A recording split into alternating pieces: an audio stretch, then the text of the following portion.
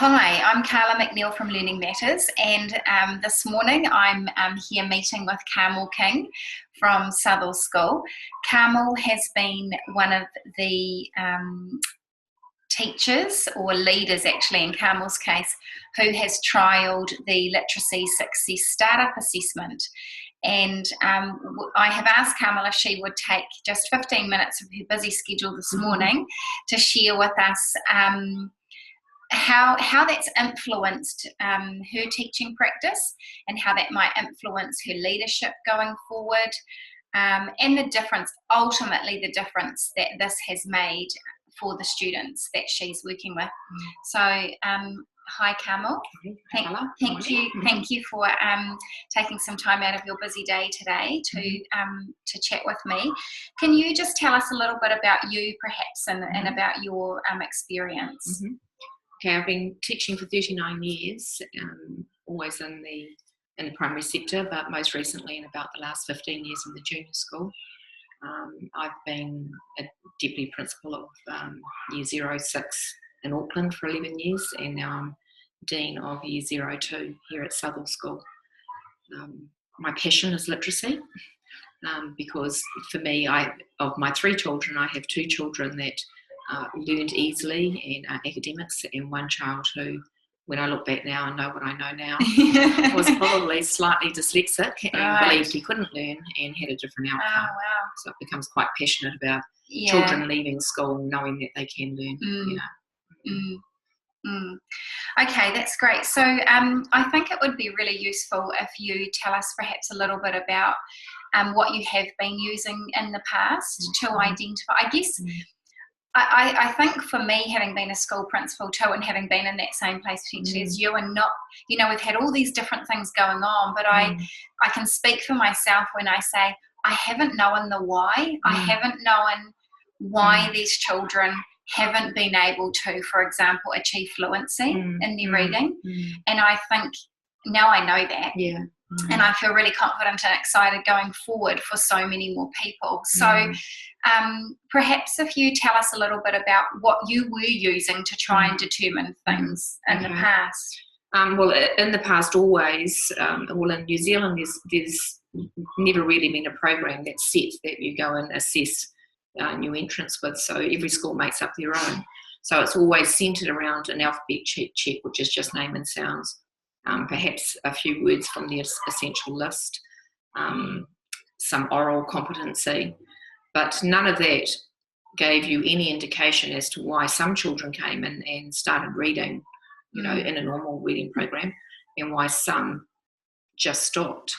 And even, 15 years ago, I trained in read and recovery, and that again opened my eyes to why some children don't learn to read. But I still didn't understand some of the specific reasons why they weren't picking some things up. It was clear that they weren't reading, but it wasn't clear why were they not reading. They were getting the same alphabet every day, they were getting the same tuition as the whole of the rest of the class. But they appear to either have a memory problem or an auditory problem that, perhaps they're not hearing what I'm saying. But it was never really specific. And I think since starting with the LSSA assessment last year, what I've learned is that the most prominent thing for me is that so many children entering school have no idea how to isolate or blend sound. It's not a normal thing for a lot of children to know how to isolate me into m, e, even when they've been taught the sounds of m and e. They can't do that. So for me, it's been through the assessment of the LSA is finding where the gaps were. So we started by assessing every child that came into school, or especially a group, which was my first group that I was monitoring.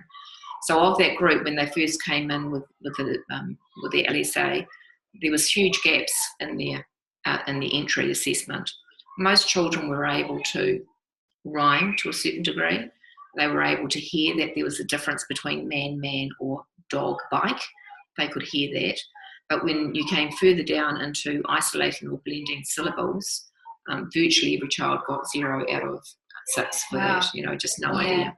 So from there, we developed a program of just going, it was really simple, of just going through all of the specific targeted teaching areas that come out of the assessment and just teaching that skill for a whole week to the class. And that was just orally, you know, it didn't take a lot of time or preparation. You just looked at the skill, and for 5 minutes before we started our alphabet work each day, we would just go through, say it was isolating syllables, and do that with the children orally.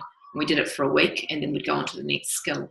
So at the end of 9 weeks, we'd covered all of those first 9 skills, and then I reassessed them for you know, our assessment. And the exciting thing that came out of it was that virtually every child had plugged every single gap. Wow. You know, there was 1 or 2 that still had 1 or 2 down, but I can see that's more about the fact that they were ESOL, and so there's a language barrier or something like that. But you know, nearly there, but all of the other children, every gap had been filled. And that to me was exciting, because now they're all on the playing field of being able to look at books and sentences, you know, because they can isolate sounds and they can put sounds together. So, you know, that was the biggest excitement for me. I think what we're doing now is we've decided as a school to test every child that comes in. So part of my job is to test every new entrant when they come into school.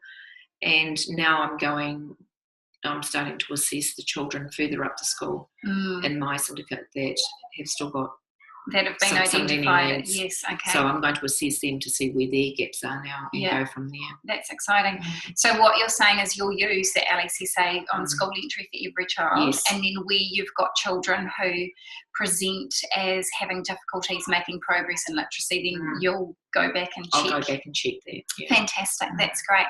One of the things that I'm really excited to hear is how the assessment's been able to totally direct teaching and learning, you know, both from a whole class perspective, and yes, it can definitely do that at intervention level. But I think one of the things is that, you know, all schools, irrespective of their demographic, have limited funding. Absolutely. And so part of our purpose was to try to achieve that, to achieve teaching the teachers as they were finding out the why for the students. So based on what you've said, you know, if we continue to achieve that, we will have well, you'll be getting through really so many schools and so many teachers. This is not information they're taught at Teachers College. You know, and you know, I've got a lot of experienced teachers around me here at school, but again, it's new knowledge for them. Yes. So, you know, that's the other thing, is we're setting syndicate meetings aside for the next 2 or 3 weeks to go over the assessment. And like I'll show them what to do, and so they can do it within their own class and follow them. Like we want to then follow them 6 months later and see if all of those gaps have been filled. But we've also developed a sheet for each child where we can, after we've done the assessment, where we can just mark off when we can see they've reached that milestone, so we can just keep going using the data to get their next steps for learning. That's exciting. And it is, and that was easily done too. Yes, you know, and I think that's the thing going forward. We want this to be simple. We want it to be efficient, so that teachers aren't feeling like that they have to take a long time. How long did it take you to administer it? Each test? It probably takes me about, depending on the child, somewhere between 30 and 40 minutes per child. Sometimes I split it up because not all 5-year-olds can sit still for 30 minutes. So sometimes I do about 15 minutes if it's someone who's a bit fidgety, and I might finish it off the next day when they're a little calmer. But probably 30 to 40 minutes for each child. And since working with you last year, we have tweaked parts of it. So we're hoping that it's going to be, you know, our goal probably is to have it around the 25-minute mark, that would be ideal. so that it's more achievable in terms of efficiency of time.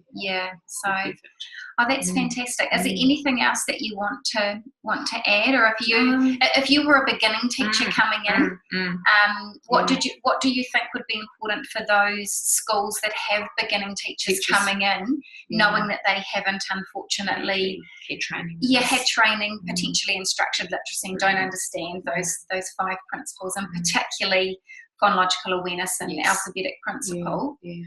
What would sort of your advice be to them going forward?